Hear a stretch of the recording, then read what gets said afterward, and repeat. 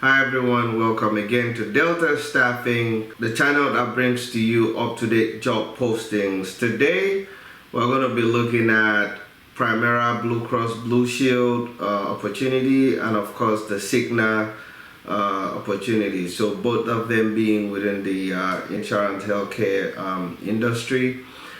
With that being said, please do not forget to hit your subscribe button, share, like, and turn on your notification.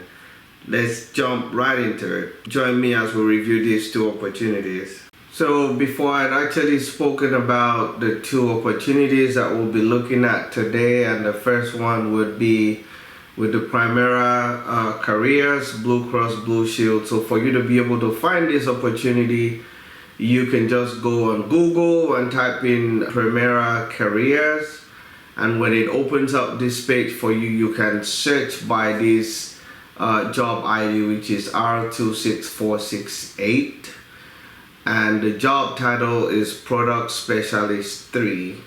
Of course, you have the apply button here where you can click, apply, and also attach your resume. So for the sake of just running through this for people who might have difficulties understanding what the job description is all about,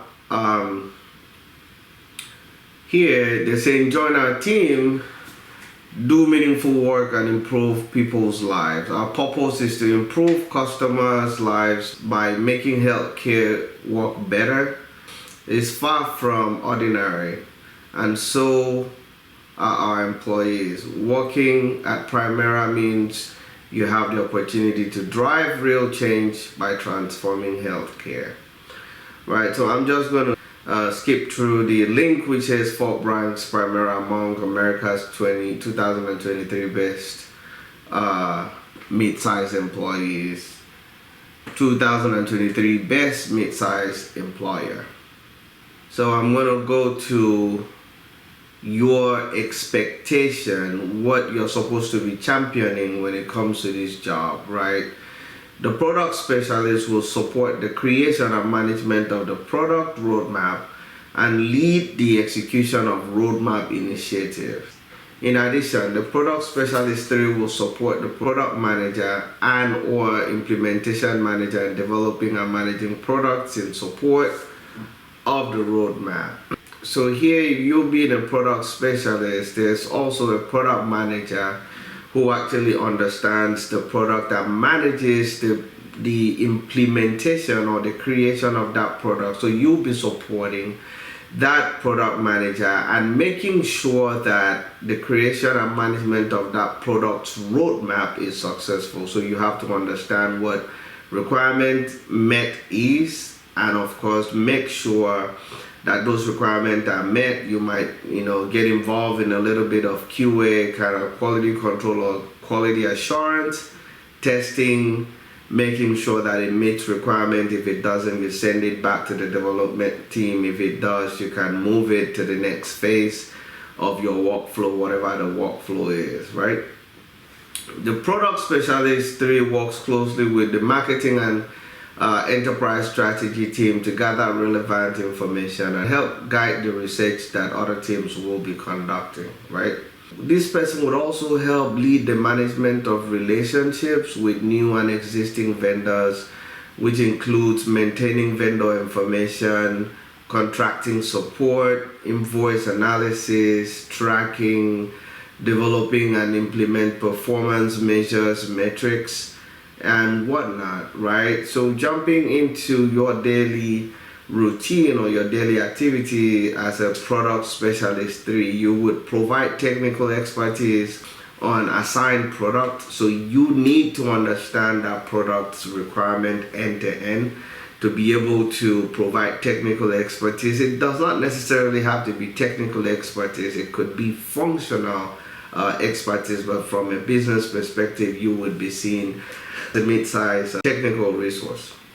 Identify key product issues and design business solutions. So you do not necessarily need to be the one designing business solutions, but you can work with the IT team or the implementation partner to actually discover what the issues are and drive that meeting or drive that process of documenting or coming up with better solutions. Right? Manage project timeline and task. To define and implement product changes, support product and implementation managers during major product development projects. So I don't know that in this bullet point is the role of a product specialist. You can be part of managing the timeline. You are not necessarily the product manager or the project manager who is managing the project timeline, but you can also help keep the project team, it could be an agile team, a waterfall team, keep them in check to make sure that you meet all your deliverables and in a timely manner. Analyze and track competitor product benefit offering, as well as provide insights into the administration of their product and general competitive strategies. So these are all, day-to-day activities that you're expected to do. I would just summarize this by saying, if you've been within the waterfall or agile methodology, you're a product owner, a project manager, a project coordinator, a scrum master, apply to this role. This is really nothing, it's just worded differently, but looking at the job description, it is the same thing that you do in your day-to-day. And if you actually want to jump into this kind of industry or vertical, if you have aspirations to become a project manager, business analyst, product owner, what have you, operations manager, feel free, leave me a note in the comment section or book a one-on-one session with me. I'll be willing to walk you through this journey to get your next job offer. And you also need to understand how to prepare presentations, summarizing market needs, opportunities, and product performance. So preparing presentations for stakeholder meetings, it could be a status report, it could be a standing meeting cadence on a weekly basis. You need to get back into learning your Excel, your PPT, your Word documentation, and all those good stuff. So if you just go on Google and type project management tools, you should see a couple of them, and each of them would be about 10 to 15, actually 7 to 15 minutes video that you need to just do a refresher course on or learn how it's being implemented or deployed, right? What you will bring to the table, or what your qualifications would be: a bachelor's degree, 4 years, work experience required. I'm not by any means, and if you look at my description, I've said please do not lie on your resume about your job description. It is better to be upfront. Just tell them, just apply to the job. During the interview, you can say you've not necessarily done any real life practice before, but you've been doing pro bono job, and by no means try to sign up to some NGOs and do pro bono jobs as a project manager, right? So you won't be lying there. 4 years of work experience in project management, product development, and or business analysis with at least 1 year in the position.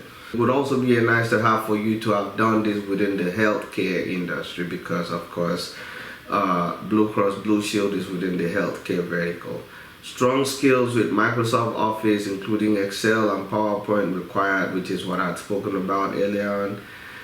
3 or more years of healthcare, health insurance industry experience. I'd actually talked about that. Knowledge of 1 or more health plan functions: underwriting, network contracting, marketing, sales, eligibility, billing, claims functions and processes. And of course, there's also something called a provider network process.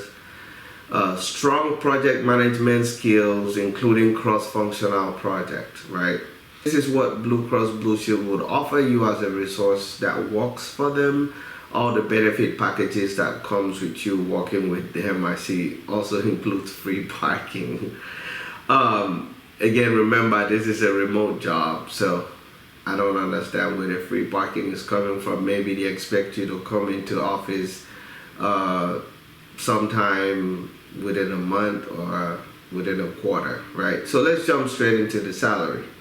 The national salary range for this position starts from 75,000 to 127,000.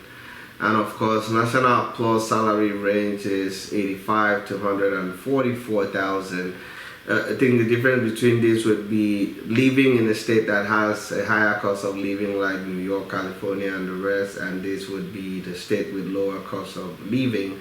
But by no means, remember what I've always said on this channel, negotiate, negotiate, negotiate. Be always open to negotiate. Ask for a one-time sign-on bonus. Always ask for a performance-based bonus. And of course, shares. If they have it to offer, they would offer it to you. With that being said, please do not forget to subscribe. Do not forget to share, like, turn on your notifications so you see when I drop new videos like this, bringing these exceptional job opportunities your way. And let's jump into the next job opportunity for today, which will be the last one. So this is with Cigna, and of course, just like I done in the last job posting, for you to be able to get here, you can just go on Cigna Careers on Google. It's going to open up the first link you would see. Click on it. It's going to highlight this model on the left. You just look for business project senior analyst work from home Cigna. Yes, it says Hartford, Connecticut, but here it says work from home. I think Cigna, just like Blue Cross Blue Shield, always have Cigna, Texas, Blue Cross Blue Shield, Arkansas, Horizon, Blue Cross Blue Shield. So I guess this is for Hartford, Connecticut, but it's a totally work from home position.